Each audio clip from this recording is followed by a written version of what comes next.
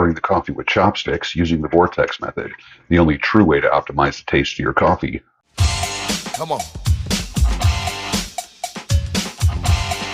At the molecular level, good morning. Welcome to the Daybreak Show. I am the Sultan. It is 2:30 a.m. I could not sleep. Typical Sunday night insomnia, but we're doing good. So we'll start the Daybreak Show with a nice cup of coffee from Trader Joe's. Nice. Nice. My God, that is the best coffee I've ever tasted.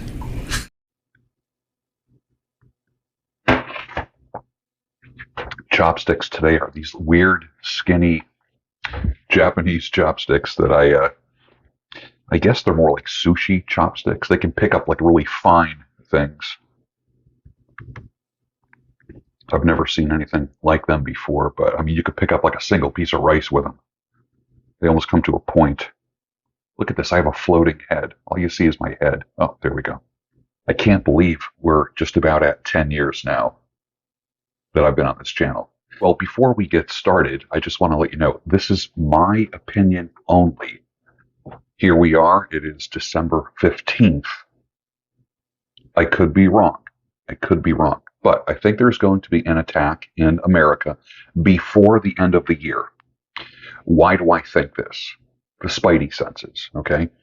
Now, are they reliable? Probably not. This is what I want you to think. I remember watching this show called Mindhunter, and one of the FBI agents would get a feeling about something, and the other agent would reprimand him and say, "We don't go by feelings or vibes or hunches here. We go by evidence." So I don't want to be like a guy that goes, "Oh, I got a feeling that this is going to happen." I don't want to do that. Being that I talk about being a pattern recognition expert, I'm seeing an increase in controlled opposition, fake news reports, obvious false flags, and increased focus on who the boogeyman is. There's no feelings, no vibes, no psychic bullshit, no spidey senses. This is all systematic and predictable. Welcome to the Daybreak Show. If you've never been here before, every now and then I put out things like this. Now, this is rated R. Do not be listening to this show with your 5-year-old daughter. Okay? Not a good thing. This show, we talk about adult topics. So the reality is this. You probably should not have your kids around, or even your wife around. So put on the ear pods, the headphones, and just listen. Men are the gatekeepers to relationships. Women are the gatekeepers to sex. And that sentence alone triggers people because it cuts through all the bullshit. As soon as you realize those two things, you start operating differently in life, whether you are single or married. And it's not meant to insult either side. It just describes the reality that existed across cultures, across time, before the internet, before apps, before social media, before all the therapy language and nonsense tried to water down biology. And I've always asked you, see the world as it is, not how you want it to be. Don't shoot the messenger. I am just the messenger here. Sex is access. Women control access to sex because of a number of reasons, and nature has them wired in that way. A woman decides who gets access to the golden pussy. What the fuck is happening here with this? My laptop is just going a little bit wacky right now. All right. Now back to our regularly scheduled show. Women decides who gets access to the golden pussy. That's always been her leverage, her filter, her protection. When a woman opens that gate, she's making a selection. No amount of ideology can change that. And then if she's technically following you, just technically, then she just lays there like a starfish and you feel like an idiot that you're just like pumping on nothing. It's nothing like having sex with a woman who's just staring at the ceiling. If it's not an enthusiastic yes, it's a fuck no. I told you this was going to be rated R. What we want to do as men is create enthusiastic yeses. The heck with these arm twisting no's. There will be no manipulation. There will be no begging. There will be no passive aggressive nonsense. Nice. The confusion comes when people try to pretend that the gate doesn't exist, or they try to swap the gates. Men control access to marriage and relationships because men are the ones who historically provide structure, protection, provisioning, and long-term direction. A relationship costs a man something: time, energy, focus, resources, reputation, peace. When a man offers commitment, he's investing. That makes him the gatekeeper to a relationship. Now, when men give away commitment too easily, relationships lose value and women lose respect. When women give away sex too easily, sex loses its meaning and men stop investing, and guess what? Then they just tap out. Modern dating chaos, which most of us have experienced, from pretending it exists because we pretend that this leverage doesn't matter.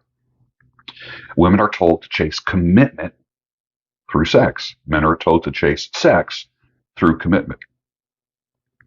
Both are backwards strategies, I believe. Sex doesn't buy a relationship, and commitment does not buy sex. When either side tries to trade using the wrong currency, then you end up with a couple that resents each other. And whenever there's resentment, shortly thereafter comes contempt. Remember the windshield wipers. There will be no begging. If sex and loving is not given freely without qualification, men, again, tap out. Men don't want to feel like that they have to earn loving. You've been a good boy. You vacuumed the carpet. You emptied the dishwasher. You brought in the groceries, blah, blah, blah. Cleared the table. Like a good boy. Chore play. No man wants to pay for something that she once gave away to some chump for free without a second thought. She wants to get warmed up, she says. But in the past, Chumpy got it without getting warmed up. So the whole idea of, I need loving first. Don't rush me. Don't even get me going on that stuff. That is a choice that she makes. Now, relationships are commitment. Men control access to commitment because men are the ones that provide that structure. We already talked about that. A man who understands this doesn't beg. He doesn't over pursue. He doesn't audition for a sexual role in her life. He doesn't try to convince a woman to choose him. He lives his life. He builds his mission and sharpens his body and mind and decides who is worthy of access to his time, resources, energy, and future. When he commits it, it's deliberate and intentional. When a man walks away, it's clean, it's quick, and it's radio silent. And there's no circling back. There will be no circling back. A woman who understands this concept doesn't manipulate with sex or withhold it in any form or fashion. She uses discernment. Sex is easier for a woman to get. Let's get real. Any woman can go out anywhere or go online and find sex.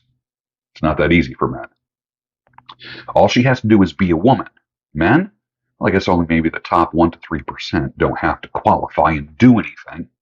All the pussy in the world shows up at their front door. The rest of us, you normal guys like me, we have to work our fucking asses off, and then it's still a roll of the dice. What if a man says, I don't feel like going to work and earning this week? He's not going to see a lot of loving at home that month. However, women control the golden pussy and lock you out like it's Fort Knox. They have a million reasons why you will be denied, and you will never have the key. And you thought you had the master key. And some of you are already thinking about the master key shitty lock joke, right? So you thought you had the master key until she locked you out. And now your key doesn't fit the lock. Why? Because she changed the combination. You are expected to work, provide, protect without fucking question. You don't have a choice. It's not optional. She's not expected to provide anything except a mustard sandwich and a glass of water for you. Anything else would be abuse if you expected it. Yeah, it's an imbalance of power. And yes, it's fucking annoying. And yes, the only power you have is to not participate in the game. Control that sex drive, brother, and you can conquer the world. Give in to every female that makes you stiff, and you're in for a life of misery. One of the possible answers would be always having one foot out the door and her knowing it. Controversial? Yes. So you play your albums and you smoke your pot and you meet your girlfriend in the parking lot, but you're still aching for the things you haven't got. What went wrong? Billy Joel, 1973, the song Captain Jack, one of the best songs he's ever done. Hey, did you ever wonder what your ex is doing right now? I know, I just found a picture of her.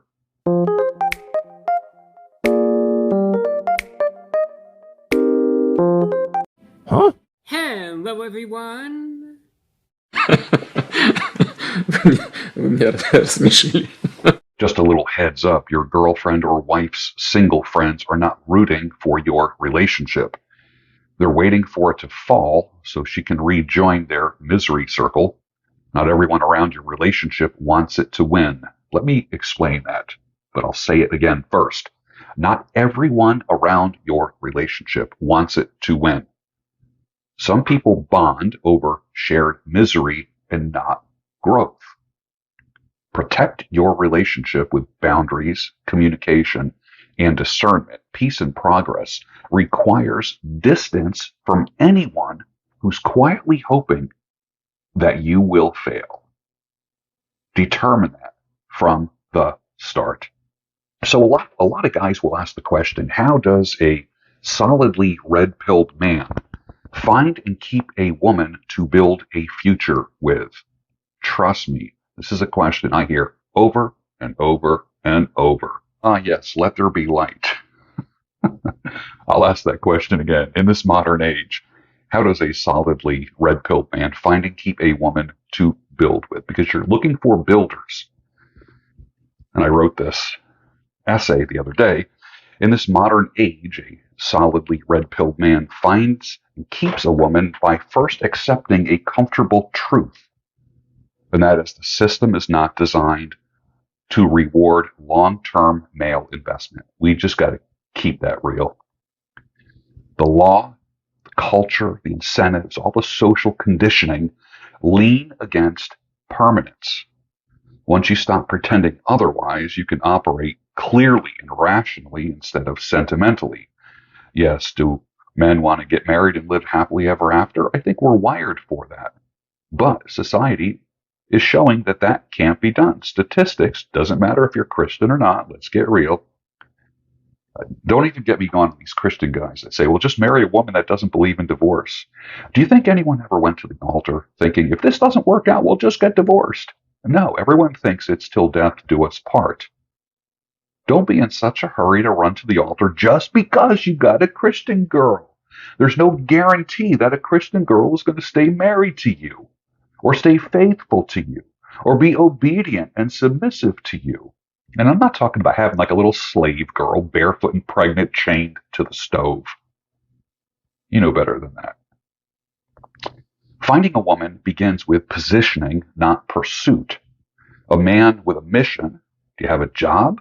Do you have a goal? Do you have a side hustle? Do you have a 5-year plan? What are you doing in 2026? Just going to work every day and that's that? You need a mission, something to build. Most men are not building anything that's going to outlive them. So you need a mission, a routine, you need physical discipline, emotional control, and social proof. That kind of man doesn't go hunting for the one. Women pre-select men based upon the orbit that the man is operating in. That kind of man represents order in a chaotic world. That's why I've been talking about a settled man who creates order out of chaos. If you are chasing, if you are explaining, if you are begging, and there will be no begging, if you're auditioning for a role as a boyfriend or a husband, you've already failed. You need to vet a woman ruthlessly. You don't interrogate her past like a detective, but what you do is become a pattern recognition expert. She was married 3 times before, and you're thinking of marrying her. How did she leave the past 3 husbands? What was the process, and how long did it take before she met the new husband? Patterns never lie. Men get burned because they listen to what she says, not how she lives. Sounds cruel, but I'll say it again. Believe nothing a woman says, but believe everything she does. You know why? Your grandma taught you. Actions speak louder than words. Acta non verba. Keeping a woman is not about making her happy. You're never going to do that, my friend. That is her job. It is not your job, sir, to make your girlfriend or your wife happy. That's Disney kind of stuff. It is all about maintaining polarity and respect and appreciation. Women want to be loved. Men want to be respected. I can live forever on a little bit of appreciation and respect. You will never make her the center of your life. That will never happen. She is a companion to your mission, but she is not the mission. Your life revolves around your mission, not someone who changes like the wind or every 28 days. As soon as a woman feels like she is the center of your life, attraction starts dropping. You will enjoy the attention, but guess what? She will eventually resent you because she's now carrying the burden of your purpose. That's a lot to live up to. If you live for your girlfriend or for your wife, they're going to resent you eventually. Trust me on this one. You also need to understand that modern women are not raised for partnership. They're raised to be independent, strong. They love validation, and they always want options. Always. There's always a fire escape in the back. There's always an emergency parachute. There's always plan B. 9 times out of 10, if your woman is not happy, I know the reason why.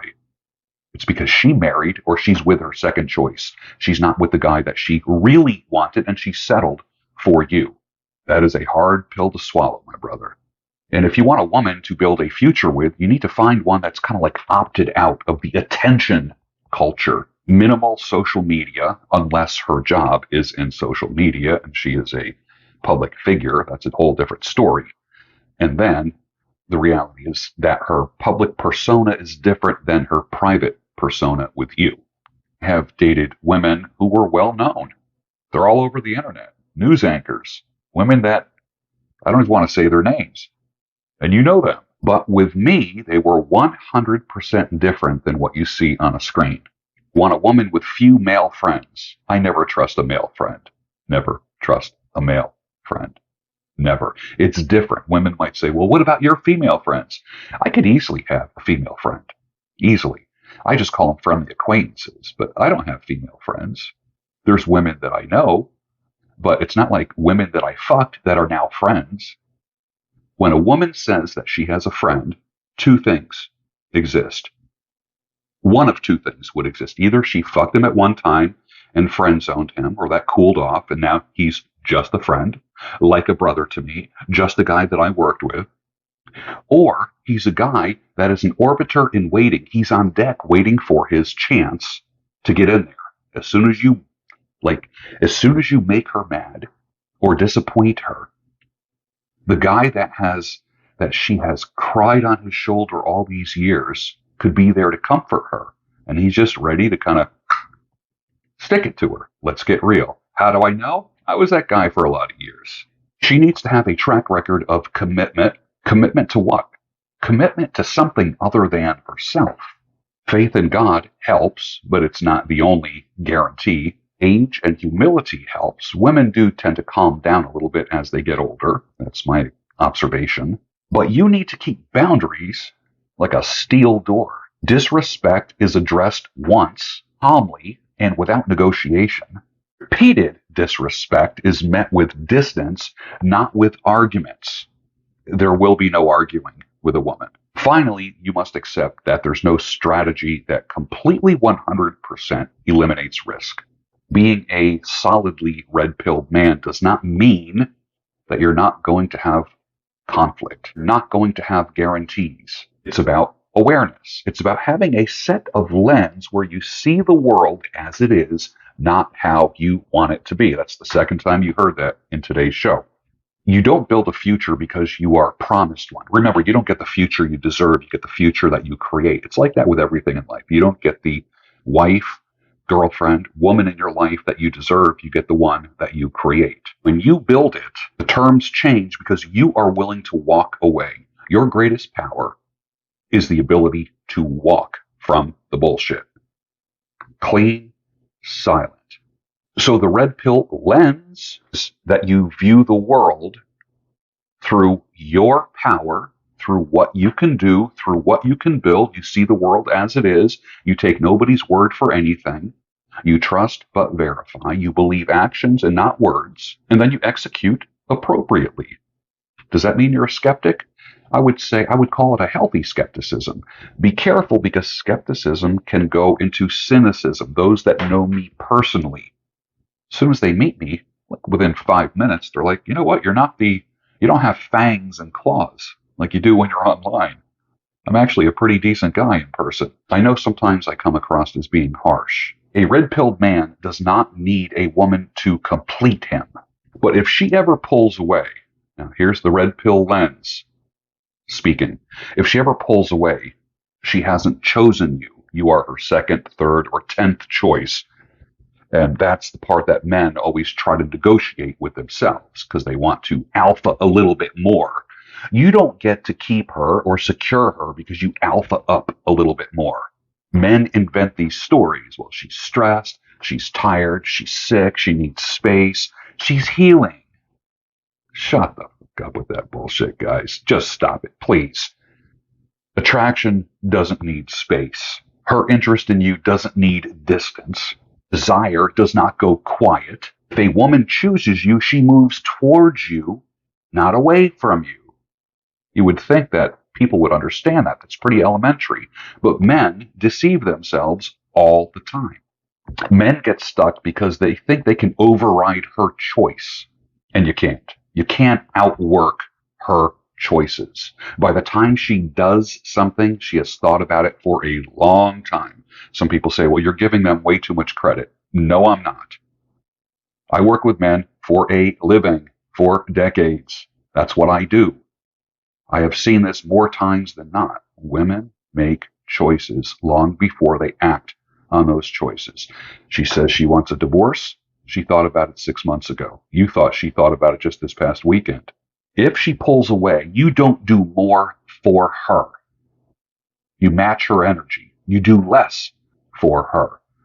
You can't outwork her indifference. And then this is where men destroy all the leverage that they ever had, trying to outwork her indifference. Men text more, they explain more, they do more chore play, they give more time, more reassurance, they make more promises, things will be different. And that behavior does not signal strength at all. You know what strength is? Doing less. Every time you try to convince a woman to be closer to you, it signals to her that you're afraid to lose her, which confirms that she was right to pull away from you in the first place. Attraction doesn't respond to pressure, my brother. If she withdraws, the proper response is silence, space, and self-respect. You need to respect yourself. Don't actively chase anyone who has created distance. They want space. Give them exactly what they want. They can have all the space they want. But you, sir, are probably too desperate, aren't you? You're afraid to be alone. You haven't cultivated the table for one mindset and lifestyle. So my admonition is this: give her what she wants, and then choose yourself. When a woman moves away from you, creates distance, then you simply need to remove access to yourself, quietly and permanently if necessary. If she pulls away, she's probably cheating or about to. Women don't emotionally detach in a vacuum. There is a cause and there's an effect. Most of the time they detach when there's other options in their life. Could be another guy at work. Could be the boss. Think about it. 85% of all affairs, 85, happen in the workplace. And when she pulls away, that's kind of like the soft launch of a breakup. It's a soft breakup. It's not a hard breakup. It's how guilt manifests before the act of leaving, or how the disinterest manifests after it's already happened. And will sense this instinctively and then talk themselves out of it because they don't want to look like insecure idiots. Trust your pattern recognition. Why? Because patterns never lie. But here's the brutal part. You don't fix this problem by becoming better for her. You fix this, number one, two ways: by becoming better for you and becoming unavailable to the ones that don't choose you. When she pulls away from you, she's giving you data. She's giving you information. And the correct masculine response is action, not emotion. Remember, every one of your reactions is emotional first before it's rational. That's why I like to say stop, breathe, think.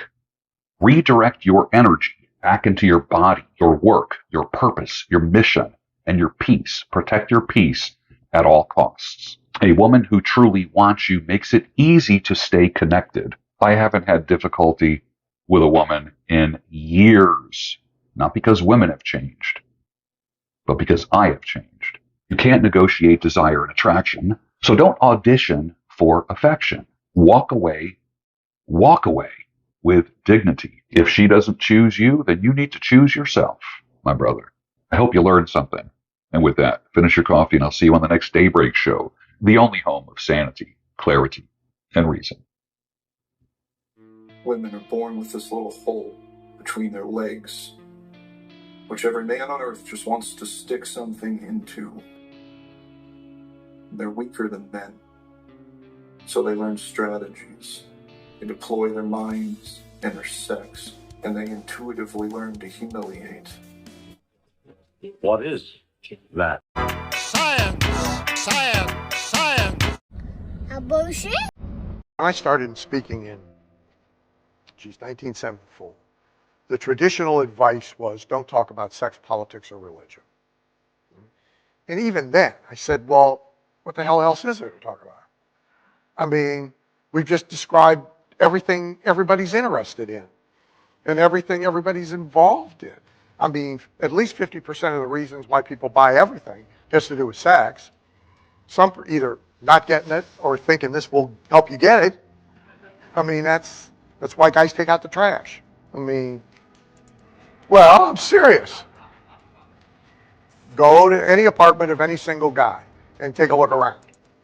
It ain't like he's taking the trash out every week, you know? But so he takes the trash out every Friday at home. Why? There's only one reason. And it ain't that he objects to having trash. He'd just have 5 trash cans in there. He wouldn't have, I mean, downstairs in my personal space in my office, that's been my solution. I don't want to empty the wastebasket every 3 days. I got 8 wastebaskets. You know, when I was single, the first thing I did when I was newly single is I went over to JCPenney and I bought 365 pair of underwear. I mean, I ain't gonna do laundry for Christ's sake. I mean, once a year, baby. That's when we're down to 364 in the trash can in the garage. We'll do some laundry, right? I mean, so the married guy's taking the trash out for one reason and one reason only. I mean, that's it.